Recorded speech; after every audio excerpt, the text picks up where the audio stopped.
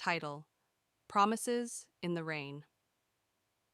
In the quiet corridors of St. Mark's Academy, where the scent of chalk dust lingered and the sound of students' laughter echoed, Mr. Alexander Bennett, a seasoned literature teacher, found himself captivated by a woman named Emily. She was the school's diligent librarian, her eyes always hidden behind oversized glasses and her heart tucked away in the pages of forgotten books. Their paths crossed one rainy afternoon.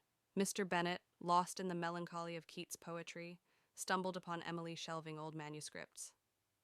Her delicate fingers traced the spines, and he knew then that he'd found his muse.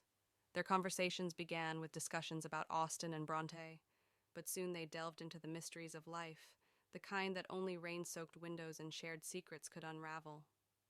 2 years passed, and their bond deepened. They met in the library after hours, sipping chamomile tea and dissecting the nuances of love. Mr. Bennett's heart swirled with emotions he hadn't felt since his youth. Emily, too, found solace in his company. The way he recited sonnets, the way he listened when she spoke of her dreams. But life, like a fickle tide, shifted.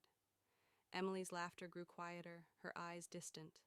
One evening, as rain tapped insistently against the library windows, she confessed her secret. She was engaged to another man, a wealthy businessman who promised her stability, security, and a life beyond the musty shelves of St. Mark's. Mr. Bennett's heart shattered, but he held his composure. "Why?" he asked, his voice barely audible over the rain. "Why would you choose him over us?" Emily's gaze met his. "Because I made a promise," she said, "a promise to my dying mother. She wanted me to find love, but not at the cost of my own happiness. She believed that love could be practical, like a well-worn umbrella shielding us from life's storms. But what about us?" Mr. Bennett's voice trembled. "What about the poetry we shared, the stolen glances, the whispered confessions?" Emily's fingers traced the raindrops on the window pane. "Love isn't always a tempest," she said softly. "Sometimes it's a gentle drizzle, a companion that keeps you warm without drowning you. My promise to my mother binds me, but my heart still belongs to you." And so, they continued their clandestine meetings. Mr. Bennett watched Emily walk down the aisle, her eyes flickering toward him as if seeking forgiveness. The businessman, with his tailored suit and polished shoes, stood waiting. But it was Mr. Bennett who held Emily's gaze, the promise of love unspoken, yet etched in every raindrop that fell.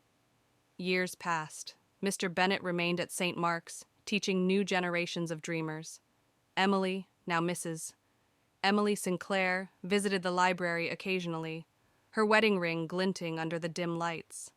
They exchanged polite smiles, but their hearts whispered secrets only raindrops understood.